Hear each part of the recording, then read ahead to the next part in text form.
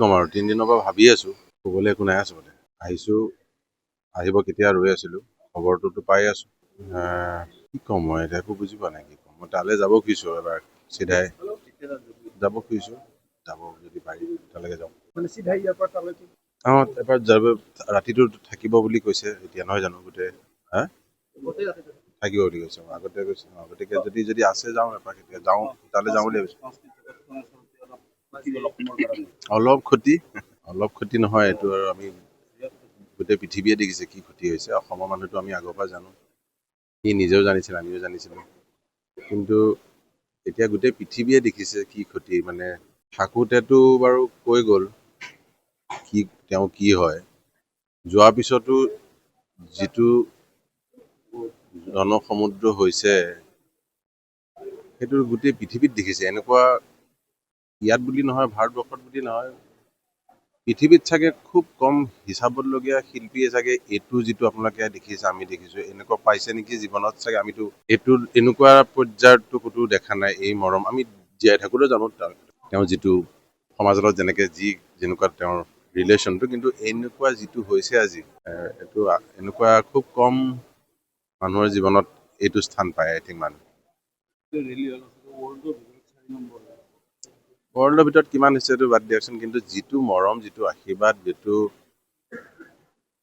যিটো পাইছে সেইটো গোটেই পৃথিৱীয়ে দেখিছে এতিয়া আজিকালি ইণ্টাৰনেট বা আপোনালোকৰ এইবিলাকৰ কাৰণে আৰু দেখিছে গতিকে গোটেই চাই আছে পৃথিৱীত যে এনেকুৱা চাগে আমাৰ যুগততো হোৱা নাই এনেকুৱা আৰু হ'ব যে খুব কম ভূপেন্দাৰ পিছতে আমি অসমীয়া হিচাপে ভূপেন্দাৰ পিছতে এই ধৰণে মৰম দিয়া আমি দেখিছো অফক'ৰ্চ ভূপেন্দাকো সেনেকেই মৰম দিছিল মানুহ তেওঁক জীয়াই থাকোঁতেও মৰম দিছিল তেনেকে জুবিনক এতিয়া আমিতো বাৰু বন্ধুৱে ভাবিবই নোৱাৰি একে বয়সৰ অলমষ্ট 2 বছৰ 3 বছৰ ইফাল জীয়াই থাকোঁতেও এনেকুৱা এজন কোনো শিল্পীয়ে তেওঁৰ যিটো পাইছিলে সেইটো কোনো কেতিয়াও পোৱা নাই কেতিয়াও নাপাব সেইটো আৰু তাৰ লগত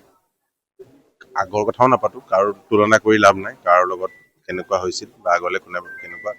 কিন্তু এইটো মানে ভাবিয়ে কিবা লাগিছে যে মানে ধন্য হ'ব লাগিব এনেকুৱা এটা জন্ম ল'বলৈ ঘটনাটোক লৈও বিভিন্ন অভিযোগ উঠি আছে অসমৰ ৰাইজে তদন্ত বিচাৰিছে এনেকুৱা নাই আমি যিটোৰ পৰা শুনি আহিছিলো অসুস্থ আছিলে গাটোতো আগৰ পৰা আমি জানোৱে সকলোৱে মোৰ ভালেই বন্ধু যিহেতু আমি যেতিয়াই লগ পাওঁ আমি কথা পাতিলে মই তাক বুলিয়ে কওঁ নিজৰ আমি যিহেতু সমবয়সীয়া সদায় হেল্থৰ কথাই কওঁ মই যিটো বোলো গাটো অকণ ভালে ৰাখিবিও সদায় আজিকালি ভালে আছো এনেকে কয়